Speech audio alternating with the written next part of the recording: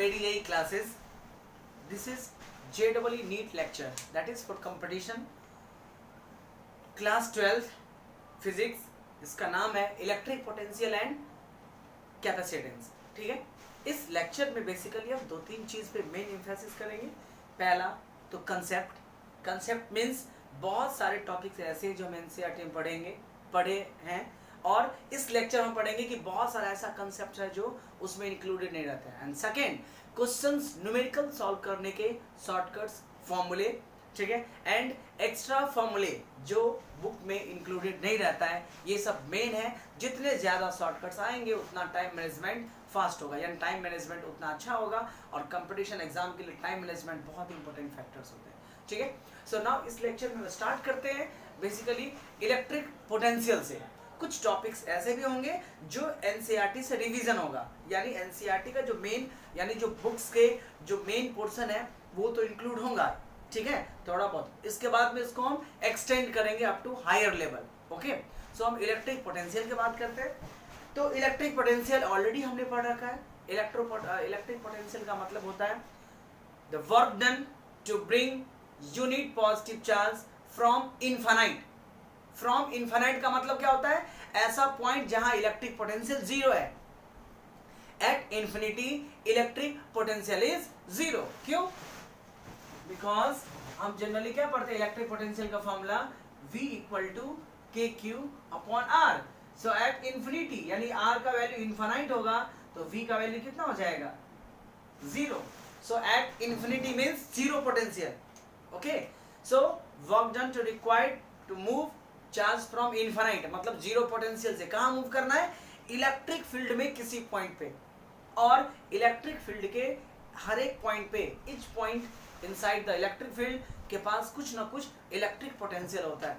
ठीक है, electric field के हर एक पॉइंट पे इलेक्ट्रिक पोटेंशियल होता है। ठीक है, तो आपको क्या करना, बेसिकली ऐसा जीरो पोटेंशियल से उठाना है और इलेक्ट्रिक फील्ड में किसी भी पॉइंट पे प्लेस करने में जितना वर्क डन करना पड़ता है, that work done is equal to electric potential. ठीक है, हमने इलेक्ट्रिक पोटेंशियल के डिफरेंट फॉर्मूलेज पढ़े। अब हम यहाँ पे इलेक्ट्रिक पोटेंशियल से रिलेटेड जो भी फॉर्मूलेज हैं उसको हम लिस्ट करते हैं बेसिकली। तो देखिए, ये इलेक्ट्रिक पोटेंशियल किसके लिए था? Electric potential due two point charge. This is the electric potential due two point charge. अगर Q अमाउंट ऑफ चार्ज आपके पास दिया हुआ है तो उसके कारण से इलेक्ट्रिक फील्ड कितना होगा। Now potential and electric field में रिलेशन भी हमने पढ़ा है। क्या पढ़ा? पोटेंशियल इलेक्ट्रिक फील्ड में relation, that is E equal to minus dV by dr, where R जो है वो कुछ भी हो सकता है।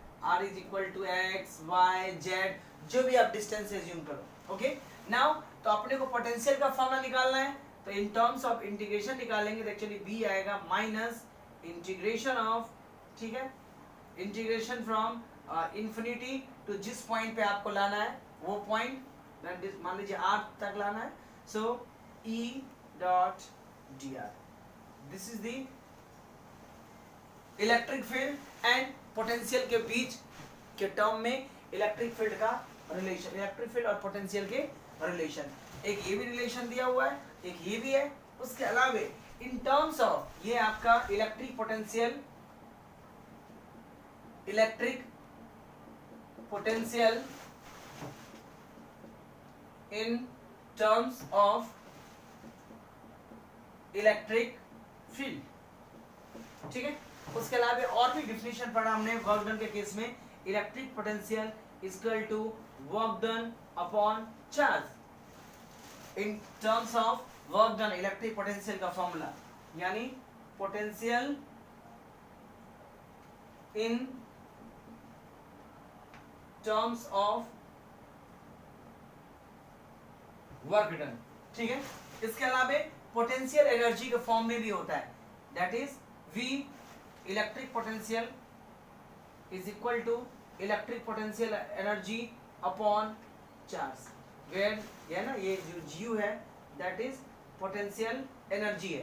तो पोटेंशियल एनर्जी एंड वोल्टेज के टर्म में जो आपका रिलेशन है ये है, मतलब हुआ कि जहाँ पे जिस टाइप का डेटा दिया रहता है हम उस टाइप के फॉर्मूले का यूज करते हैं, ठीक है। एट इन्फिनिटी इलेक्ट्रिक फील्ड का वैल्यू कितना होता है आपका 0, ठीक है। And unit of electric field क्या होता है, तो ऐसे भी लिख सकते हैं कि बहुत सारे चीजें ऐसे होंगे जो मैं बोल रहा हूँ, हो सकता है कि यहाँ पर ना लिखूँ, but that is also very important, ठीक है। तो जो मैं बोल रहा हूँ उस पर भी कंसंट्रेट करने का, हो सकता है बहुत सारे टर्म्स है जो यहाँ लिख ना पाऊँ तो वो मैं लैंग्वेज के फॉर्म में आपको बोल दूँ, ठीक है। So electric field at infinity is 0, sorry electric potential at infinity is 0, electric field भी 0 होगा, okay. Now units of electric potential, तो बात करते हैं यूनिट ऑफ इलेक्ट्रिक पोटेंशियल।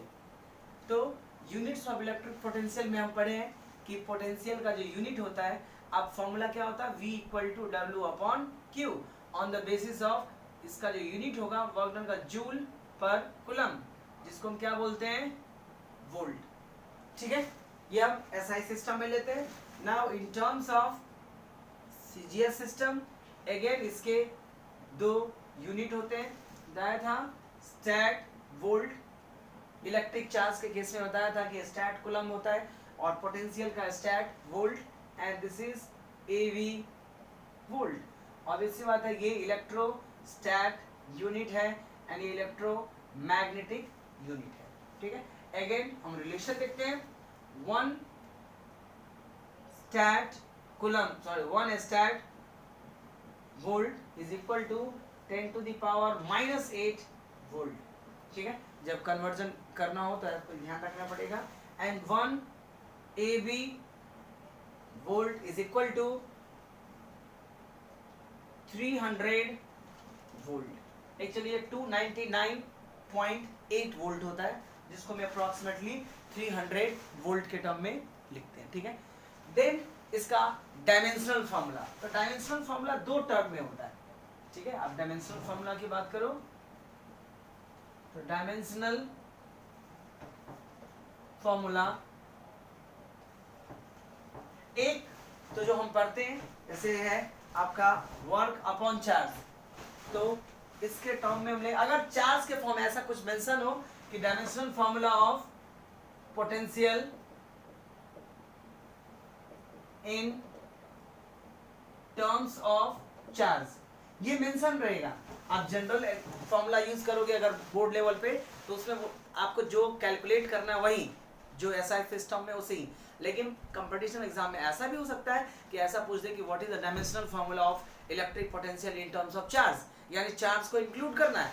तो देखिए क्या होगा, वर्क डन का डायमेंशनल फार्मूला क्या होगा, ml² T⁻⁻², ये वर्क डन का फार्मूला है, और अपॉन Q, ठीक है। तो अगर जनरली कैपिटल Q से इंडिकेट करते हैं, तो अगर इसको मैं लिखूं कैपिटल Q, तो ये क्या हो जाएगा, -1 ऊपर है ना, नीचे में यहाँ कैपिटल, अगर मान लीजिए यहाँ पे मैं डालता हूँ Q, तो वर्क डन अपॉन Q, तो वर्क डन सेम Q को ऊपर ले गया, तो ये हो जाएगा आपका ml² T⁻⁻² Q inverse.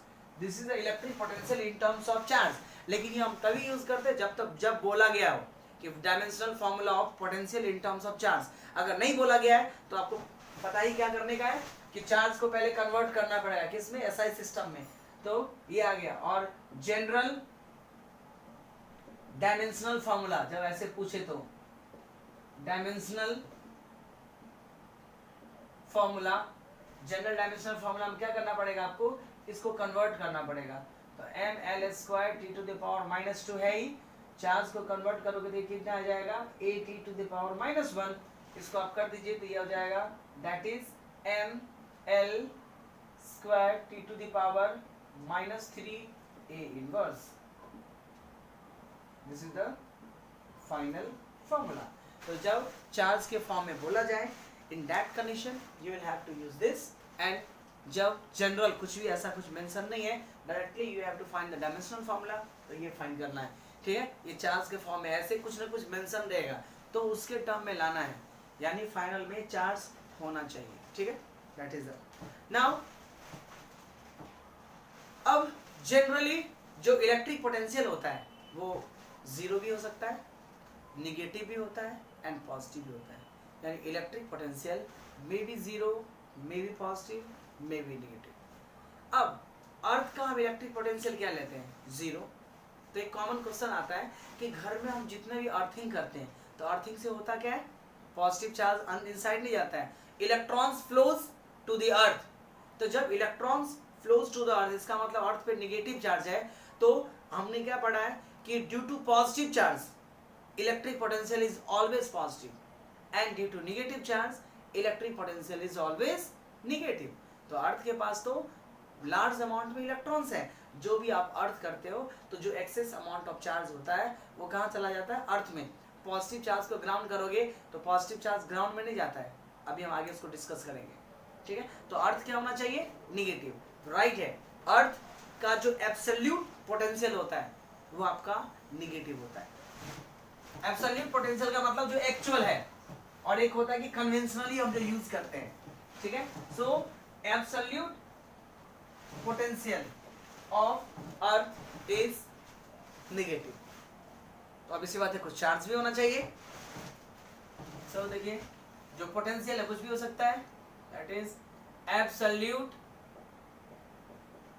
Electric potential of earth is negative. होता निगेटिव ही है। और अर्थ पे चार्ज कितना? देखिए, the surface charge density of earth पता है कितना होता है? Which is equal to 1 nano coulomb per metre square.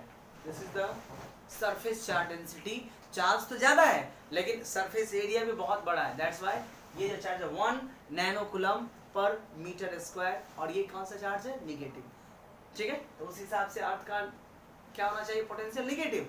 But ये जो 1 nano coulomb per metre square charge है, चार्ज डेंसिटी है, दैट इज वेरी स्मॉल। इसीलिए हम इसके जो मैग्नीट्यूड को जीरो ले लेते हैं। तो जीरो से किसी चीज को मेजर करना क्या होता है? इजी होता है, ठीक है। So the magnitude of earth potential is taken as zero, इसीलिए अर्थ को रेफरेंस मानते हैं, ठीक है। So due to very small charge density, the magnitude of earth potential for reference is taken as zero। यानी एक्चुअल में absolute potential की बात करो तो वो क्या होता है आपका? निगेटिव। बट जो हम रेफरेंस लेते हैं वो जीरो लेके सॉल्व करते हैं कि अर्थ का पोटेंशियल जीरो है, बिकॉज अर्थ का जो चार्ज डेंसिटी है that is very very small, ठीक है। दैट्स वाई हम इसको इग्नोर कर देते हैं और जीरो लेते हैं, ठीक है। तो कॉम्पिटिटिव एग्जाम में अब नॉर्मल हम अर्थ को जीरो लेके चलते हैं, बट कॉम्पिटिटिव एग्जाम में एग्जैक्ट वैल्यू पूछ दिया तो आपको बताना पड़ेगा कि एक्चुअली में अर्थ का जो पोटेंशियल होता है वो निगेटिव होता है, क्योंकि ये कंसेप्ट है। आप जीरो लेते हो दैट इज द टर्म्स की बहुत डीपली नहीं जाना है, अर्थ को हम रेफरेंस जीरो लेते हैं, बट एग्जैक्ट होता क्या? एग्जैक्ट तो निगेटिव होता है, ठीक है। रेफरेंस के लिए हम मेजरमेंट इजी हो जाए दैट्स वाई हम उसको जीरो एज्यूम करते हैं, बट एक्चुअल में जो पोटेंशियल होता है वो आपका जीरो होता है, ओके। नाउ अब देखते हैं कि अर्थ मतलब पोटेंशियल को कौन कौन सा फैक्टर इफेक्ट करता है। The factors affecting the potential, okay. कौन कौन सा फैक्टर इफेक्ट कर सकता है? तो एक डिस्टेंस तो इफेक्ट करता है, चार्ज भी इफेक्ट करता है, okay. So factor affecting the potential, ठीक है। First one, magnitude of charge directly proportional होता है। So magnitude of charge, why? Because V is directly proportional to क्यों? मतलब हुआ चार्ज जितना ज्यादा होगा, चार्ज का वैल्यू जितना ज्यादा होगा, इलेक्ट्रिक पोटेंशियल का वैल्यू जो होगा उतना बड़ा होगा। ठीक है, डिस्टेंस पे भी वैरी करता है। What about the area of surface? जैसे मान लीजिए अर्थ है, ठीक है, अर्थ का एरिया, सरफेस एरिया बहुत बड़ा है। जैसे मान लीजिए कंडक्टिंग सरफेस है, इसका एरिया और इसका एरिया ऑब्वियसली बात है डिफरेंस है। तो एरिया, सरफेस एरिया का इलेक्ट्रिक पोटेंशियल पे क्या इफेक्ट पड़ता है? तो कहता है दूसरा जो है that is the area of conductor, area of conductor. तो potential is inversely proportional to area of conductor पे जो है वो इनवर्सली प्रोपोर्शनल है। इसका मतलब हुआ कि सरफेस एरिया जितना ज़्यादा होगा किसी कंडक्टर का, ठीक है, इलेक्ट्रिक पोटेंशियल का वैल्यू जो है उतना घटेगा, कम होगा। थर्ड वन है presence of conductor in vicinity of charge conductor. जैसे मान लीजिए कि ये चार्ज कंडक्टर है तो इसका पोटेंशियल कुछ होगा, और मैंने इसको क्या किया, किसी कंडक्टर को जो अनचार्ज है उसको नियर बाय लाऊंगा, तो ऑब्वियसली बात है इसके पोटेंशियल फर्क पड़ेगा। क्यों? Due to induction it may be possible कि चार्ज इसका कुछ पार्ट ट्रांसफर हो जाए, या ठीक है दूसरा जो बॉडी है वो इसके चार्ज को इफेक्ट करे। ठीक है, सो प्रेजेंस ऑफ कंडक्टर, थर्ड जो है that is presence of conductor in the vicinity of charged conductor। मतलब हुआ कि किसी भी कंडक्टर को अगर आप चार्ज कंडक्टर के पास लाओगे तो पोटेंशियल ऑफ चार्ज कंडक्टर जानते हैं घट जाता है, यानी चार्ज कंडक्टर के नियर बाय में किसी दूसरे कंडक्टर को आप लाओगे तो चार्ज कंडक्टर का पोटेंशियल डिक्रीज हो जाता है। Okay, so that is the third effect कि किसी कंडक्टर को अगर नियर बाय लाएं किसी चार्ज के तो क्या इफेक्ट पड़ता है, पोटेंशियल क्या होता है आपका, घटता है। Now and fourth one is medium. अगर आप मीडियम चेंज कर दोगे तो मीडियम इलेक्ट्रिक पोटेंशियल को कैसे इफेक्ट करता है? ठीक है, अगर आप जैसे एयर है, ठीक है, एयर को रिप्लेस करके, जैसे मान लो कि यहाँ पे आपका एक चार्ज है और यहाँ पोटेंशियल फाइंड करना है, अभी बीच में क्या है एयर, मैं इसको रिप्लेस करके कोई डाइलेक्ट्रिक प्लेस कर दिया तो क्या पोटेंशियल सेम रहेगा? ऑब्वियसली बात है नहीं रहेगा, चेंज होगा। कितना चेंज होगा वो देखते हैं। So medium around conductor, so fourth one is medium around conductor. If charge and, जैसे मान लीजिए कि यहाँ पे चार्ज क्यू है एंड आपको यहाँ फाइंड करना potential which is at a distance R, okay, and आपने इसको एक ऐसे डाइलेक्ट्रिक से रिप्लेस कर दिया जिसका डाइलेक्ट्रिक कांस्टेंट के है, तो जो न्यू पोटेंशियल होगा that is new potential is equal to original potential divided by dielectric constant. Means अगर एयर में आपको पोटेंशियल पता है तो किसी मीडियम में पोटेंशियल निकालने के लिए क्या करने का है, एयर के पोटेंशियल को उस मीडियम के डाइलेक्ट्रिक से डिवाइड कर देना है। ठीक है, अगर मीडियम डाइलेक्ट्रिक डिवाइड कर दोगे तो पोटेंशियल का वैल्यू क्या हो जाएगा आपका, original potential in air divided by के। अब डाइलेक्ट्रिक कांस्टेंट फॉर कंडक्टर कितना होता है, इनफाइनाइट, चैप्टर 1 में आया था। तो अगर ये डाइलेक्ट्रिक के बदले में कोई कंडक्टर हो जाए तो के का वैल्यू क्या हो जाएगा, इनफाइनाइट, और के का वैल्यू इनफाइनाइट होने का मतलब ये टर्म कितना हो जाएगा, 0। सो ये चार्ज है, ये डिस्टेंस है, जब तक एयर है तो पोटेंशियल आपका हो जाएगा v, और अगर आपने इसके मीडियम को पूरा का पूरा आपने अगर किसी कंडक्टर से रिप्लेस कर दिया तो न्यू पोटेंशियल का वैल्यू 0, यानी इसका इस पॉइंट पे पोटेंशियल होगा ही नहीं, पोटेंशियल का वैल्यू कितना हो जाएगा आपका, 0। ओके, तो ये आ गया चार फैक्टर जो होता है मेनली, चार्ज जो होते हैं वो, डिस्टेंस जो होता है वो, medium and area of the conductor, this are the main portion which effect the potential. ठीक है, डिस्टेंस आल्सो, चार्ज से जिस पॉइंट पे आपको निकालना है पोटेंशियल, उस पे वो डिपेंड करता है। Okay, now will discuss about potential difference.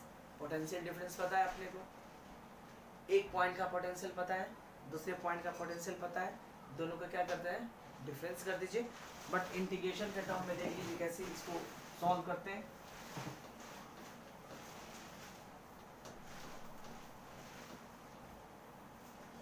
So potential difference, potential difference क्या होता है? तो पोटेंशियल डिफरेंस किसका निकालोगे? जहां पोटेंशियल होगा, एंड पोटेंशियल होने के लिए सबसे इंपॉर्टेंट चीज क्या है? चार्ज इलेक्ट्रिक फील्ड में होना चाहिए, ठीक है, या जिस पॉइंट पे आपको इलेक्ट्रिक पोटेंशियल निकालना है वो इलेक्ट्रिक फील्ड में होना चाहिए। सो मैं दो पॉइंट एज्यूम कर लेता हूं, P and Q। So potential at point P in electric field E। अगर इलेक्ट्रिक फील्ड पता है तो पोटेंशियल कैसे निकालते हैं? इसको लेते हैं VP is equal to minus, अभी पढ़ा हमने। तो पॉइंट P का पोटेंशियल का मतलब क्या होता है कि इनफाइनाइट से पॉइंट P पे यूनिट चार्ज रखने में जितना वर्क डन करना पड़े, तो इसका लिमिट क्या हो जाएगा? इनफाइनाइट से कहाँ रखना आपको? पॉइंट P पे E dot dr। This is the electric potential at P। Similarly, potential at point Q in electric field E। मान लीजिए इलेक्ट्रिक फील्ड जहाँ एग्जिस्ट करता है वहाँ पे एक और पॉइंट है P।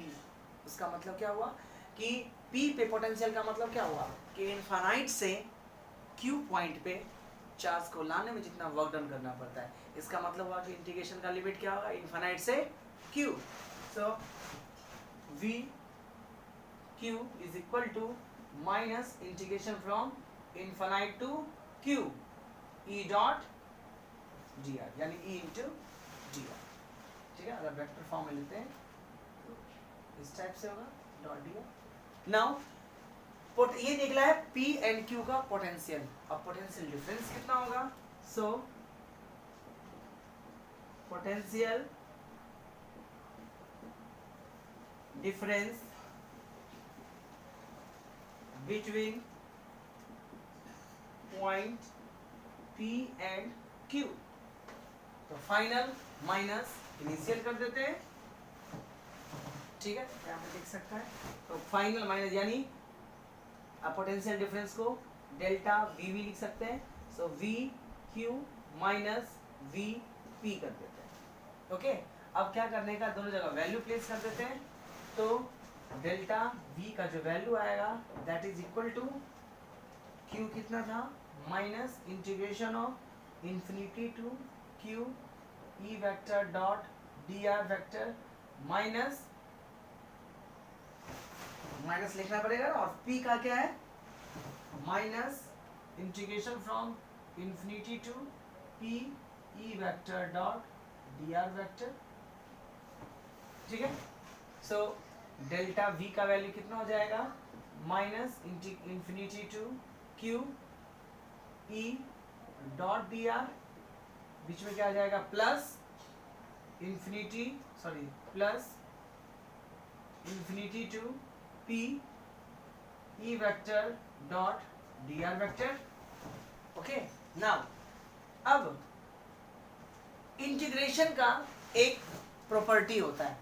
इंटीग्रेशन क्या प्रॉपर्टी है? देखिए, अगर मान लीजिए आपको A टू B इंटीग्रेट करना है x dot dx, and if you want to revert the limit, यानी लोअर लिमिट को अपर लिमिट, अपर लिमिट को लोअर करना हो, यानी आपको B टू A करना हो, तो सिंपली क्या कर दीजिए? माइनस कर दीजिए, ये इक्वल होता है। This is the property of integration. इसका मतलब हुआ कि अगर आपको लिमिट को इंटरचेंज करना है तो साइन इंटरचेंज हो जाता है। देखिए इसमें A के बदले B किया, एक B को इंटरचेंज किया, तो यहाँ पॉजिटिव था, यहाँ क्या आ गया? निगेटिव। सिमिलरली अगर निगेटिव को आपको हटाना है तो इसके लिमिट को क्या कर सकते हैं? आप चेंज कर सकते हैं। तो मैं क्या करता, देखिए अभी इनफाइनाइट टू Q है, तो मैं Q2 इन्फानाइट करता हूं तो डेल्टा V का ये क्या हो जाएगा positive, integration from Q2 infinity E vector dot dr vector plus integration of infinity to P E vector dot dr vector. यानी ये जो हमने माइनस को हटाया वो इंटीग्रेशन का रूल के अकॉर्डिंग, ठीक है, इंटीग्रेशन का जो रूल होता है उसके अकॉर्डिंग हमने इसको चेंज कर दिया। ओके, नाउ अगेन इंटीग्रेशन का रूल क्या था, इंटरचेंज ऑफ लिमिट, एंड दूसरा आपका है लिमिट एज अ सम के फॉर्म में, कि जैसे मान लीजिए कि suppose integration of a to b x dx है plus integration of b to c x dx है, यानी ये इंटीग्रेशन a टू b और b टू c है। एंड अगर ये कंटिन्यूअस फंक्शन है, कंटिन्यूअस फंक्शन का मतलब हुआ कि कहीं भी डिस्क्रीट नहीं है, टूटा हुआ नहीं है, ठीक है, तो आप डायरेक्टली इन दोनों को हटा सकते हैं। यानी इन दोनों के बदले में अगर एक लिखना हो तो इंटीग्रेशन यहाँ a से स्टार्ट हो रहा है लेकिन ये कॉमन होना चाहिए, तो डायरेक्टली आप c कर दीजिए x dx, तो आप डायरेक्टली इसको सॉल्व कीजिए या इन दोनों को सॉल्व कीजिए, इंटीग्रेशन में प्रॉपर्टी जो होता है वो सेम होता है। Means a to b b to c हो तो आप डायरेक्टली दो स्टेप को हटाकर एक स्टेप लिख सकते हैं, directly a to c। This is also property of integration. तो देखिए q to infinity, infinity to p, तो हम रिप्लेस कर सकते हैं। So delta v potential difference equal to क्या हो जाएगा, integration q to p e vector dot dr vector, ठीक है, ये एक्चुअली पोटेंशियल डिफरेंस निकल गया। ये तो समझाने के लिए टर्म्स था, ठीक है, इसके बहुत सारे एप्लीकेशंस हो सकते हैं लेकिन फाइनली ध्यान तो आपको ये रखना है। बट ये जो स्टेप्स हैं, ये जो इंटीग्रेशन का प्रॉपर्टीज है उसका आप यूज कर सकते हैं। सो दो पॉइंट के बीच में यानी P और Q के बीच पोटेंशियल डिफरेंस निकालना है, तो आपको फाइनल से Q से P में इंटीग्रेट करना है और E डॉट dr कर, this is the electric potential difference between two point, ठीक है। उसमें जो एनसीईआरटी पोर्शन होता है उसमें तो बहुत इजी वे में हम एक्सप्लेन कर देते हैं उसको। Okay, now we will discuss two type of potential, ठीक है। पोटेंशियल का वैल्यू जीरो भी हो सकता है, पॉजिटिव भी होता है और निगेटिव भी होता है। अब हम बेसिकली डिस्कस करेंगे पॉजिटिव और निगेटिव पोटेंशियल का मीनिंग क्या है। जीरो पोटेंशियल अपने को पता है, potential, positive potential and negative potential, and कौन कौन ऐसा है जो पॉजिटिव पोटेंशियल जनरेट कर सकता है। ओके, दैट्स व्हाई ये जो लेक्चर है जो कंपटीशन का वो एक्चुअली बेस से कनेक्टेड ही होता है। Okay, now types of potential की बात करें तो हम पहला लेते हैं पॉजिटिव पोटेंशियल। पॉजिटिव चार्ज का पोटेंशियल हमेशा ही पॉजिटिव होता है और पॉजिटिव पोटेंशियल का मतलब होता है if we do work against the electric field, यानी इलेक्ट्रिक फील्ड राइट है और हम चार्ज को राइट से लेफ्ट ला रहे हैं तो हमेशा ही पोटेंशियल पॉजिटिव होगा। Means if work is done against the electric field, पता ना हम लोग पोटेंशियल का सिंपल डेफिनेशन क्या बोलते हैं, it is work done required to move unit to positive charge from infinite to a point in electric field. तो if work is done against the electric field, then potential at that point is taken as positive. So if work is done against the electric field, इसका मतलब electric field का direction उल्टा होगा, यानी against the electric field, then potential is taken as positive। कहने का मतलब क्या हुआ कि मान लीजिए कि इलेक्ट्रिक फील्ड जो है आपका इस डायरेक्शन में एंड चार्ज को इन्फिनिटी से हमने मूव किया इस डायरेक्शन का, ऑब्वियस सी बात है जो वर्क डन है मतलब जो मूवमेंट कर रहे चार्ज का वो इलेक्ट्रिक फील्ड के उल्टा है। तो इस किसी पॉइंट पे लाओ, यहाँ से उठा के यहाँ रख दो, तो इस पॉइंट पे पोटेंशियल जो होगा that is positive. So if work is done against the charge, against the electric field, then it is taken as positive. Simply बात दूसरा भी है कि अगर कोई बॉडी पे पहले से ही पॉजिटिव चार्ज है तो पॉजिटिव चार्ज का पोटेंशियल क्या होता है, हमेशा पॉजिटिव चार्ज। देखिए तीन केसेस हम पढ़ेंगे कि पोटेंशियल पॉजिटिव किस किस केस में होता है। एक, if work is done against the electric field तो पोटेंशियल होगा पॉजिटिव। अगर किसी कंडक्टर पे पहले से ही पॉजिटिव चार्ज है तो उसका पोटेंशियल हो जाएगा आपका पॉजिटिव। दूसरा है जो मान लीजिए first, so potential due to positive charge is positive. Positive charge है तो उसका पोटेंशियल हमेशा ही पॉजिटिव चार्ज है। एंड थर्ड वन, मान लीजिए कि ये कोई स्फीयर है या अर्थ है, सॉरी स्फीयर है, ठीक है, जिससे पहले से ही आपका क्या चार्ज है, पॉजिटिव चार्ज है। ओके, एंड अगर इसको अर्थ कर देंगे तो इसका पोटेंशियल क्या होगा, पॉजिटिव होगा। क्यों? जब आप किसी स्फीयर को या किसी चार्ज बॉडी जो पहले से पॉजिटिव चार्ज है उसको आप अर्थ करते हो तो ऐसा नहीं होता कि पॉजिटिव चार्ज नीचे चला जाता है। If body is positive in that condition, electrons जो अर्थ में ऑलरेडी होता है, electrons will move towards positive charge. जबकि फील्ड का डायरेक्शन क्या होता है, उल्टा। तो चार्ज कहाँ आ रहा है आपका, अपोजिट में। तो पॉजिटिव स्फीयर है, अगर उसको आप ग्राउंड भी कर दोगे तो भी इसका जो पोटेंशियल है वो आपका पॉजिटिव ही आएगा, ठीक है। So if a positively charge particle is connected to earth in that, तो क्या होगा, electrons will flow from earth to that body, not positive charge will move towards the earth, earth की ओर मूव नहीं करता है। इन दैट कंडीशन इसका पोटेंशियल क्या होता है, आपका पॉजिटिव होता है। ओके, नाउ ये तीन कंडीशन है जिसमें पोटेंशियल क्या होता है आपका पॉजिटिव। अब देखते हैं निगेटिव पोटेंशियल का, इसी में मैं चेंज कर देता हूं, सेकेंड वाला दैट इज निगेटिव पोटेंशियल। इसका ठीक उल्टा, if work done against the electric field is taken as positive, यानी पॉजिटिव पोटेंशियल है। तो if work is done what in the direction of electric field, यानी जिस डायरेक्शन में इलेक्ट्रिक फील्ड है, जैसे मान लो कि यहाँ पे इन्फिनिटी है और यहाँ से आपने यहाँ पे लाया, ओके, यूनिट पॉजिटिव चार्ज को, तो इलेक्ट्रिक फील्ड का डायरेक्शन में, इन दैट कंडीशन जो पोटेंशियल होगा वो निगेटिव होगा।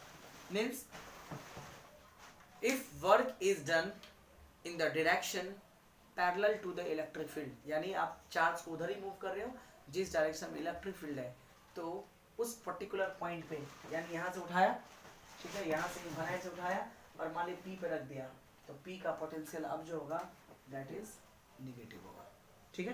तो अगर वर्क इलेक्ट्रिक फील्ड का डायरेक्शन हुआ तो पोटेंशियल क्या हो जाएगा आपका निगेटिव। ओके, नाउ अब ये कॉमन सी प्रॉब्लम होती है कि मान लो जी आपने नहीं पढ़ा है और कभी ऐसे एग्जाम में पूछ दे कि work done against the electric field, तो अपने मन में क्या होता है कि कोई भी चीज़ अगर अगेंस्ट में होता है तो वो निगेटिव होता है, बिकॉज हम इलेक्ट्रिक पोटेंशियल एनर्जी में पढ़ रखे होते हैं, electric potential is always negative.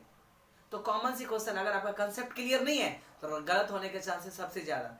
It is against the electric field, तो अगेंस्ट में क्या होगा, निगेटिव होगा, तुरंत गलत हो जाएगा। इसीलिए दैट्स वाई जो छोटे छोटे कंसेप्ट होते हैं वो बहुत ही इंपॉर्टेंट होता है, ठीक है। और कंपटीशन एग्जाम में जहाँ पे कंसेप्ट जो है मतलब थ्योरी से बिल्कुल उल्टा होता है वो पूछने के चांसेस सबसे ज़्यादा होता है, बिकॉज वहाँ गलत होने के चांसेस सबसे ज़्यादा होता है, ठीक है। So if work is done against electric field positive, हमें अभी निगेटिव पढ़ना है, तो इलेक्ट्रिक फील्ड के डायरेक्शन में हो तो वो negative, and potential due to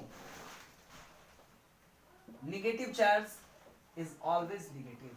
अगर चार्ज ही निगेटिव है तो उसका पोटेंशियल निगेटिव होगा ही। एंड अगर किसी बॉडी पे या कोई चार्ज बॉडी जो है, कोई चार्ज है वो पहले से ही क्या मान लीजिए कि निगेटिव है, this sphere is negative, and in that condition अगर आपने इसको अर्थ किया तो इलेक्ट्रॉन्स क्या होगा, इधर फ्लो हो जाएगा।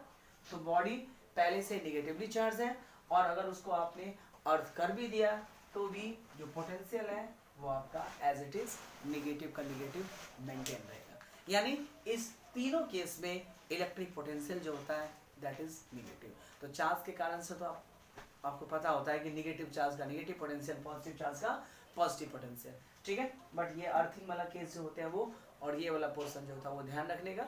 ये तीन केसेस होते हैं पॉजिटिव के, और जो पिछले हमने तीन केसेस स्टडी किए वो तीनों के तीनों केसेस होते हैं निगेटिव के। ध्यान ये रखना है कि पॉजिटिव का पॉजिटिव पोटेंशियल, निगेटिव का निगेटिव पोटेंशियल होता है। Okay, now we will discuss about zero potential point. अक्सर क्वेश्चन पूछता है कि दो चार्ज दिया हुआ है तो बताओ कि किस पॉइंट पे इलेक्ट्रिक पोटेंशियल जीरो होगा। सिमिलर क्वेश्चन आया था आपका इलेक्ट्रिक फील्ड में कि दो चार्ज है तो वो पॉइंट ढूंढो जहाँ पे इलेक्ट्रिक फील्ड क्या है आपका जीरो है। तो सिमिलरली हम पोटेंशियल में भी देखते हैं, ठीक है। और कुछ केसेस ऐसे भी होते हैं जहाँ पे पोटेंशियल जीरो होते ही नहीं है और हम लोग भी सॉल्व करने बैठ जाते हैं फटाफट और पता लगता है कि वो तो पॉसिबल ही नहीं है, ठीक है। तो हम सारे केसेस देखते हैं और इसका शॉर्टकट फार्मूला भी देखेंगे, रेदर देन कि सॉल्व करेंगे कंसेप्ट बेसिस पे उसका फार्मूला डिराइव कर लेंगे, डायरेक्टली हम स्टैंडर्ड फार्मूला उसको याद करेंगे, इसमें शॉर्टकट का यूज करेंगे, ठीक है। पहले देख लेते हैं कि कौन सा ऐसा केस है जिस केस में आप जीरो पोटेंशियल फाइंड ही नहीं कर सकते, ठीक है। So zero potential due to system of charge, zero potential due to system of charge. अगर बहुत सारे चार्ज है तो उसके कारण से टू या टू से ज्यादा, तो क्या कंडीशन है। तो पहला, if there large number of charge available, और सारे का सारा चार्ज जो है लाइक है, मतलब हुआ सारा का सारा चार्ज पॉजिटिव है। तो उस केस में अगर मानो 10 चार्ज है और 10 के 10 पॉजिटिव है तो ऐसा कोई भी पॉइंट फाइंड नहीं कर सकते फाइनाइट डिस्टेंस पे। अब डिस्टेंस इनफाइनाइट कर दो तो पोटेंशियल जीरो हो जाएगा। पोटेंशियल का फॉर्मूला क्या होता है, V equal to K Q upon R. So at finite distance you can't be find the point where potential is zero. यानी अगर सारे के सारे charge, if the charge are like, then zero potential is not achieved at finite point. Infinite पे हो सकता है, यानी सारे के सारे पॉजिटिव है तो भूल जाओ कि कोई आपको बैलेंस पॉइंट मिलेगा। सो पहला पॉइंट लिखते हैं कि if the charges are like, if charges are like there is no point, यानी the zero potential is not achieved, zero potential is not achieved at finite distance। यानी जब तक डिस्टेंस फाइनाइट है आप जीरो पोटेंशियल फाइंड ही नहीं कर सकते। तो अब इसी बात है, ऐसे क्वेश्चन को डिटेल में सॉल्व करने की जरूरत ही नहीं है, ठीक है। कहने का मतलब क्या हुआ कि मान लीजिए यहाँ पे है 5 कूलम और यहाँ पे आपका है 10 कूलम चार्ज, ठीक है। अब आपको एक ऐसा पॉइंट फाइंड करना जहां पोटेंशियल जीरो, पॉसिबल ही नहीं है, ठीक है। यानी ऐसा कोई पॉइंट पॉसिबल नहीं है। हाँ, इनफाइनाइट पे पॉसिबल होगा क्योंकि इनफाइनाइट पोटेंशियल जीरो होता है, बट फाइनाइट पे ऐसा पॉसिबल नहीं। इसका मतलब हुआ कि पोटेंशियल जीरो का कंडीशन कब हो सकता है, जब चार्ज अनलाइक हो, ठीक है। अगर चार्ज जो है वो अनलाइक है, in that condition potential zero हो सकता है। तो उसको हम फाइंड करने के लिए शॉर्टकट फॉर्मूला देखते हैं कि दूसरा, इफ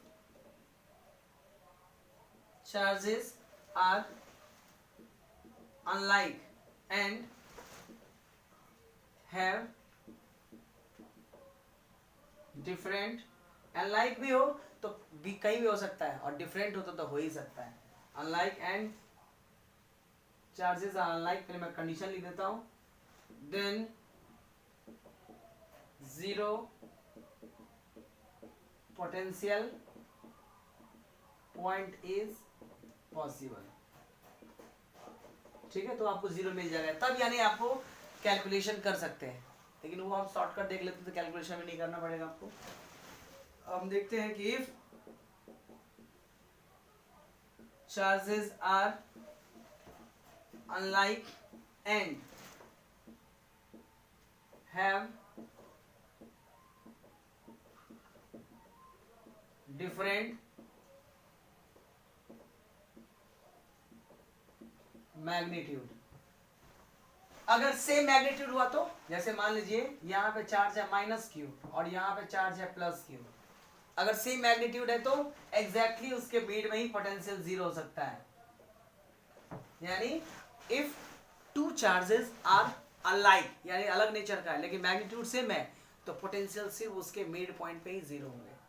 ठीक है, तो इसके लिए अलग से कुछ फॉर्मूला देखने की जरूरत नहीं है। देखो चार्ज अनलाइक है, यस, मैग्नीट्यूड सेम है, तो उनके एग्जैक्टली मीड यानी उन दोनों के बीच में सेपरेशन अगर 100 किलोमीटर है तो 50 किलोमीटर पोटेंशियल का वैल्यू जीरो होगा। इसीलिए इसके लिए कोई स्पेशल फॉर्मूला डिराइव करने की जरूरत नहीं है, डायरेक्टली मिड पॉइंट पे जीरो होगा। बट प्रॉब्लम क्या आता है जब अनलाइक हो।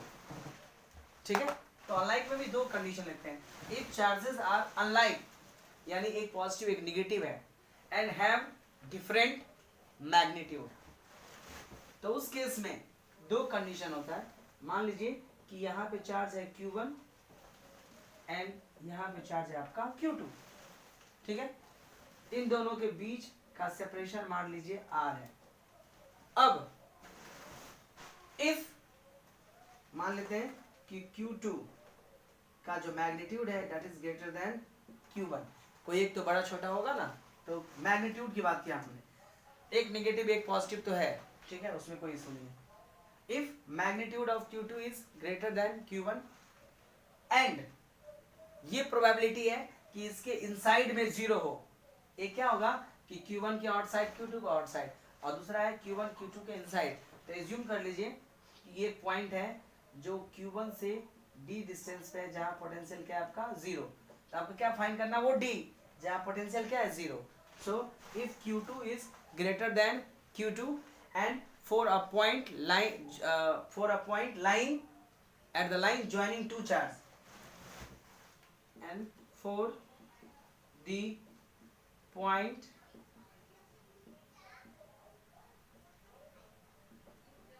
lying at the line joining two charge, मतलब हुआ कि दोनों चार्ज का नेचर अलग है और मैग्नीट्यूड अलग है, एंड इन दैट कंडीशन आपको फाइंड करना है कि इसके बीच में किस पॉइंट पे पोटेंशियल जीरो है। ठीक है, यानी इन दोनों के बीच में ही। तो इसके लिए शॉर्टकट होता है कि D Q1 से अगर निकालना है तो D निकाल लीजिए, Q2 से निकालना है तो R में से D को माइनस कर देंगे, तो D का वैल्यू होगा R upon Q2 upon Q1 plus 1. This is the shortcut formula to solve to find D. तो क्या करना है, कुछ करने की जरूरत नहीं है, आपको D निकालना है, टोटल डिस्टेंस पता होगा, चार्ज का वैल्यू पता होगा, वैल्यू प्लेस करो डायरेक्टली आंसर आ जाएगा। तो आपका टाइम सेव होगा, या आपको डिराइव करने की जरूरत नहीं पड़ेगा। This is the standard shortcut formula. कब? जब चार्ज अनलाइक हो, मैग्नीट्यूड डिफरेंट हो, and you have to find the potential between the two charge, इन दोनों के बीच में कहीं किसी पर्टिकुलर पॉइंट पे। ओके, नाउ अगर इनसाइड में पोटेंशियल जीरो नहीं है, बाहर किसी पोटेंशियल जीरो है, मान लीजिए हो सकता है कि यहाँ पोटेंशियल जीरो, या हो सकता है इसके इस साइड पोटेंशियल जीरो है, तो उसके लिए भी अपने पास में क्या है, शॉर्टकट है।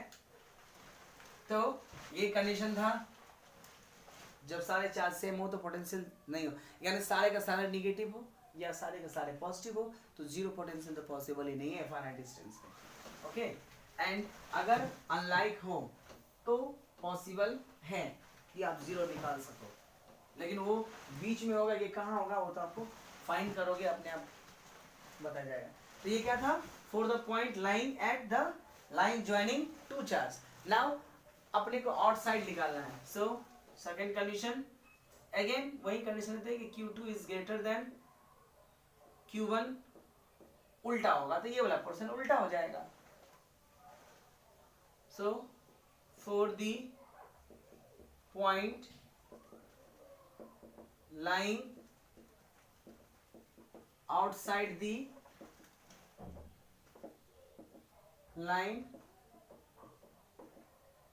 joining टू चार्ज, ठीक है, यानी बाहर लाई करें। तो मैं इसको कंडीशन हो गया, तो इसका मैं डायग्राम ही अलग से बना देता हूँ कि सपोज यहाँ पे है Q1 और यहाँ पे है Q2 separated by distance R, and अपने को यहाँ फाइंड करना, मान लीजिए कि ये डिस्टेंस हमने एज्यूम कर लिया D। क्या ये कौन सा पॉइंट है जहां नेट पोटेंशियल क्या है, जीरो। इन दोनों का नेट पोटेंशियल क्या है, जीरो। तो यही पूछता है कि नेट पोटेंशियल जीरो है तो वो डिस्टेंस निकालो। तो कुछ नहीं करने का, D equal to total distance upon बड़ा चार्ज कौन सा था Q2, छोटा चार्ज कौन सा था Q1 minus 1।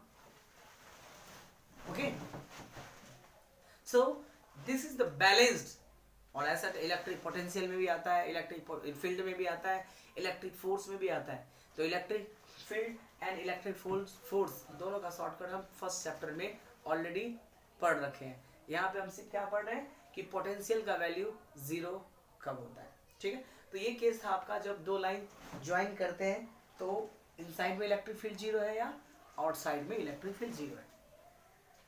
Now electric potential difference के टर्म में वर्क डन का फॉर्मूला क्या होता है, ठीक है। तो ये था आपका, तो find the balanced means zero potential point, ऐसा पॉइंट जहां पे इलेक्ट्रिक पोटेंशियल का वैल्यू क्या आपका जीरो है। Now find work done in electric potential या electric field, the work done in electric field. तो मान लीजिए कि एक इलेक्ट्रिक फील्ड एग्जिस्ट करता है कहीं पे, एंड दो पॉइंट है, मान लीजिए यहाँ का पोटेंशियल है Vp और जो एज्यूम करो आप Va एज्यूम करो, मान लीजिए यहाँ का पोटेंशियल आपका Vb, ठीक है। Va और Vb है, इसके बीच में, या आप यहाँ पर एज्यूम कर लो V1 है और ये पॉइंट V2 है, तो इनके बीच में वर्क डन, यानी एक चार्ज को यहाँ से उठा करके यहाँ रखना हो तो वर्क डन कितना करना पड़ेगा। So work done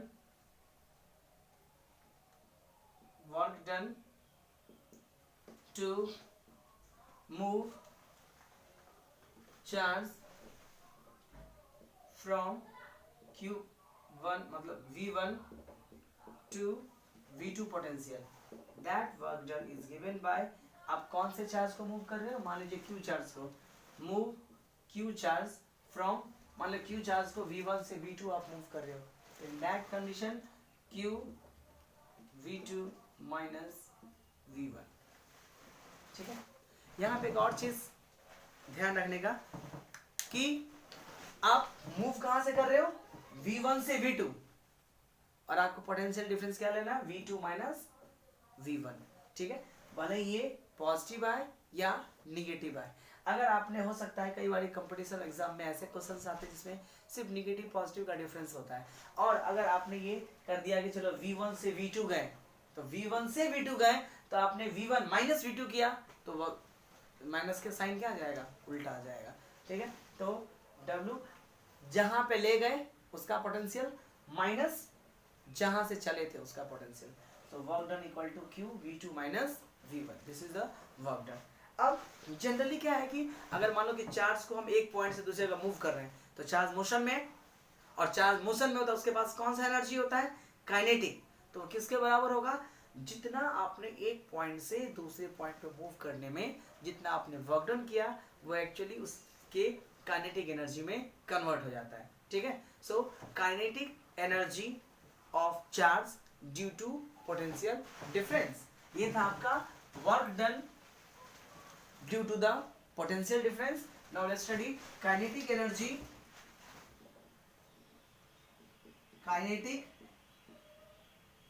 energy of, इसी को अगर मान डेल्टा आप वी लिख सकते हैं, ठीक है। अगर एक पॉइंट का पोटेंशियल जीरो है तो काइनेटिक एनर्जी ऑफ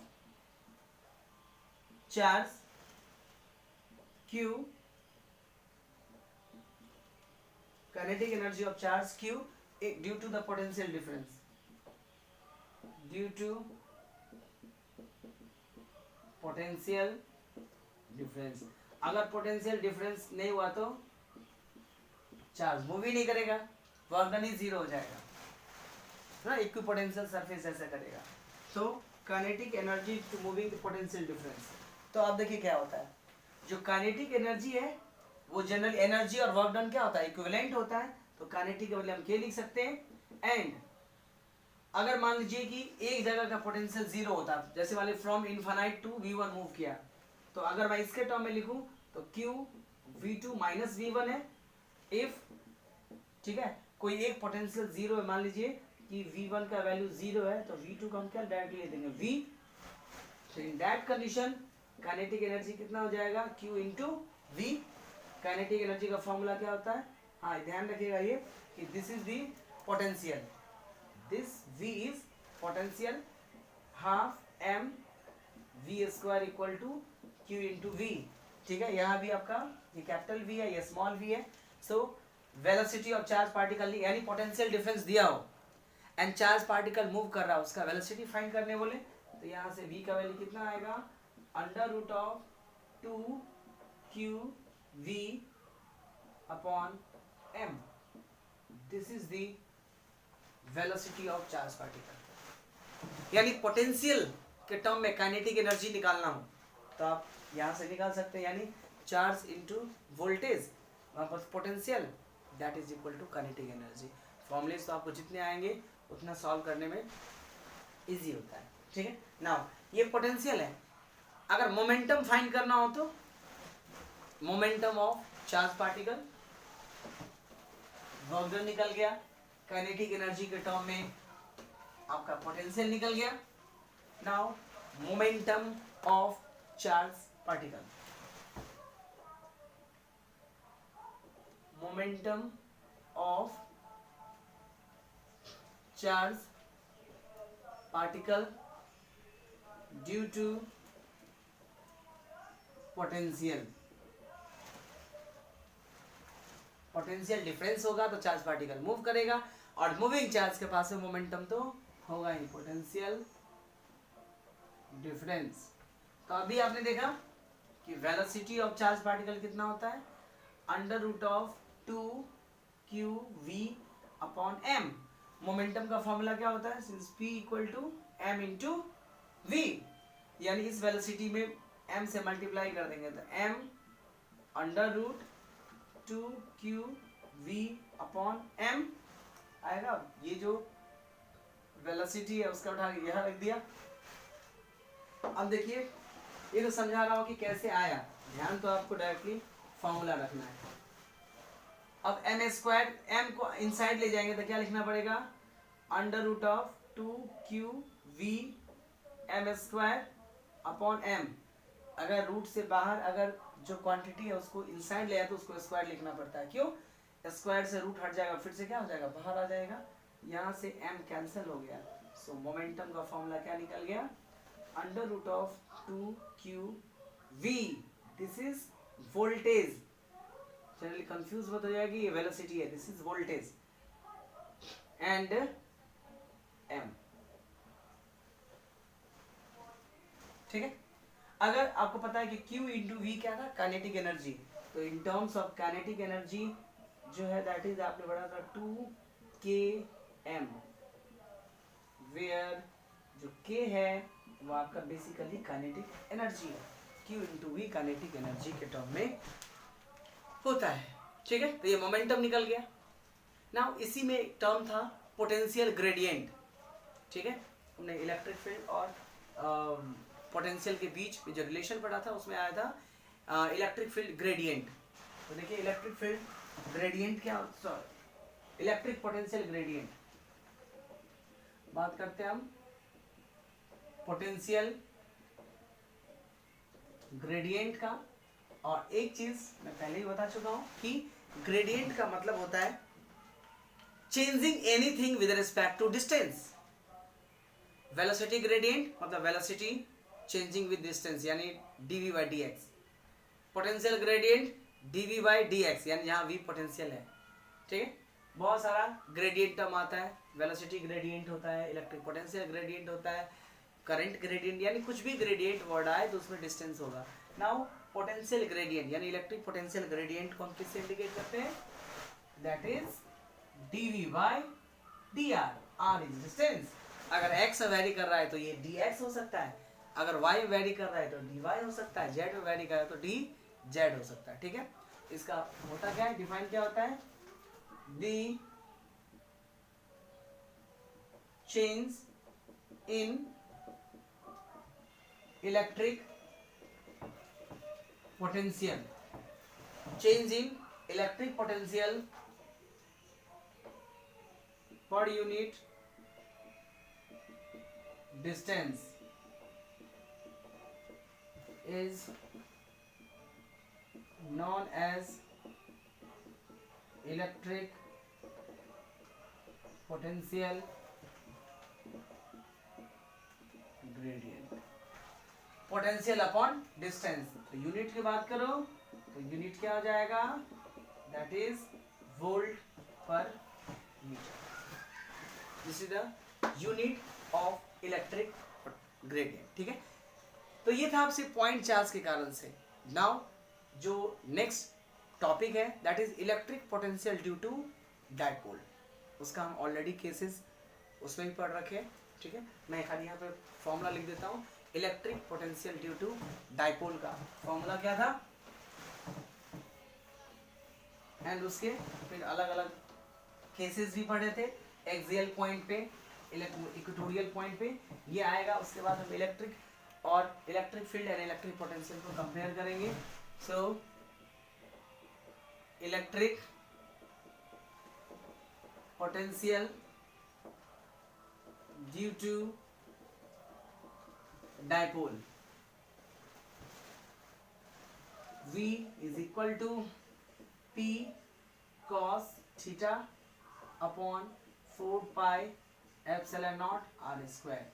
यहाँ पे एक चीज ध्यान दीजिएगा, अक्सर कंपटीशन एग्जाम के न्यूमेरिकल में पूछते हैं कि electric potential due to dipole varies as. अब देखोगे बहुत सारे एग्जाम में रिपीट करता है ये क्वेश्चन, ये electric potential due to dipole varies with distance as, और लिखा होता है 1/r 1/r square 1/r cube 1/r to the power 4।